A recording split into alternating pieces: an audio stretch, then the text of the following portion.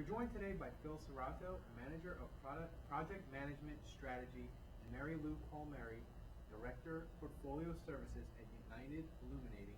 We're going to talk about how they implemented dashboards and status reports despite resistance. Mary, I'm going to start with you. What led to the critical need for dashboard reporting at United Illuminating?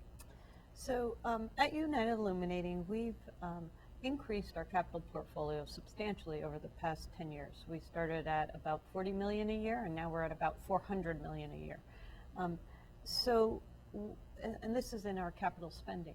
And the dashboards, while we found that we can look at the financial aspects of our projects, we were not looking at the actual how well the project was doing. So we could say, someone's spending 100,000, they're expected to spend 100,000. They did it, but what we didn't know was, did they spend the 100,000 on what they expected to spend the 100,000, or did they do only half of what they were doing? So we needed dashboards to actually give us a little better view into the projects. So we have this large capital budget that we never had in the past, and we want to be able to say to our regulators and our investors, we're predictable. We know what we're doing, and we're getting it done. And so the dashboards was going to lend us that help in actually accomplishing what we said we're going to do, and what the health of that project was. Phil, your dashboards enable the timely identification and escalation of project issues. Can you explain what features enable the dashboards to do that? Certainly. So our dashboards and our status reports, they are at the detail level of the constraint, and they're exception focused. So what does that mean? If it's a red or a yellow, if it's at risk of missing something or it has missed something, it needs to be identified in the status report, and that will roll up into the dashboard. So it's detailed at the constraint level, and it's exception focused, red or yellow, and it's a visible dashboard. So it's easy to see just the reds and the yellows, and it's communicated monthly. Mary, people are resistant to change, particularly when it comes to changing how they work.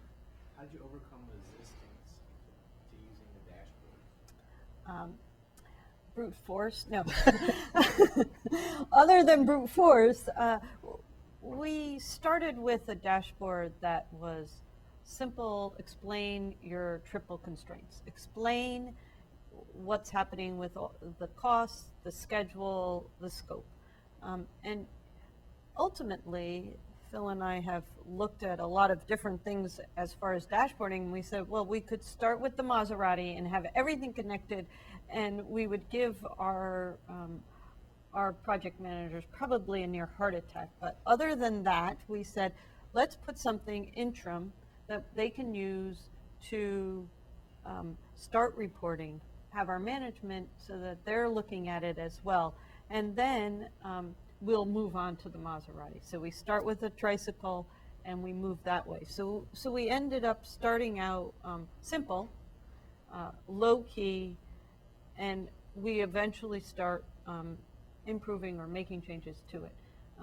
But we started out small, and I think that reduced the resistance. It wasn't a threat to them, and the brute force did work.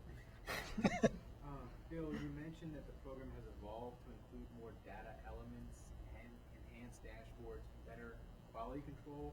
What led to this evolution, and what were the features that changed? So Mary Lou, as she was saying, we had a foundation in place, and with the foundation working, we carefully decided to add more elements because it was working. So while it's working, add some more things, get increasing buy-in to those things.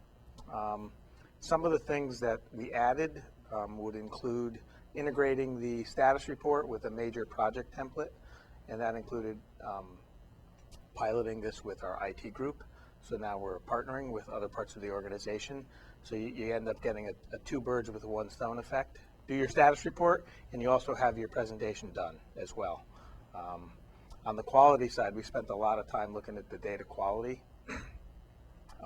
because we were rolling up these status reports. So we had to build in quality tests because these things were getting turned into metrics. And Phil, if someone is watching this and said, I want to create dashboards that are simple, easy to use, and would help us be more productive. What would be the most important thing they should do at the beginning to ensure success? I would say they need to create a burning platform. You need to have executive support. And then you need to really be simple with the tool. You need to make it easy for people. You need to help people. And you need to really incorporate change management aspects into it, because people have to go through that change. They're doing something today. You're going to change completely what they're doing. So there needs to be motivation. And to sum it up, the motivation comes from the executive.